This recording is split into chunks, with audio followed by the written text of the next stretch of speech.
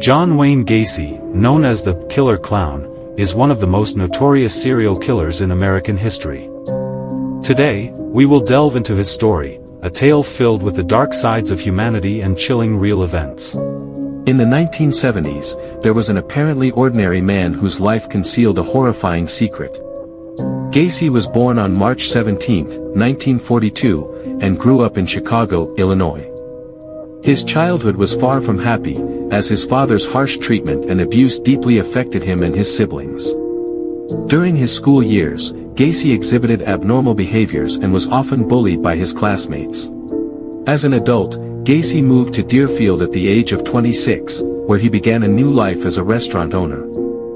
He was a charming individual, skilled in socializing, actively volunteering in community events, and even performing as a clown at children's parties. His outward appearance and kind demeanor made it difficult for people to associate him with crime. However, beneath his polished facade, Gacy was committing a series of heinous crimes. Between 1972 and 1978, he kidnapped and murdered at least 33 young men and boys in various places across Illinois. Most of his victims were teenagers, many of whom came from broken homes. Gacy often exploited his charm and authority to lure them to his home, where he would then inflict violence upon them.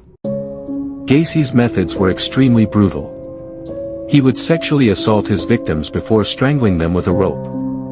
Afterwards, he buried their bodies in the dirt of his backyard or discarded them in nearby rivers. His killing methods were cold and merciless, and his sense of control over life made him even more brazen. As time went on, police began to notice commonalities among the missing persons cases. They discovered that many young men had disappeared around Gacy's vicinity. In 1978, authorities finally launched an investigation into Gacy. Inside his home, police found substantial evidence, including the belongings of the deceased and buried bodies.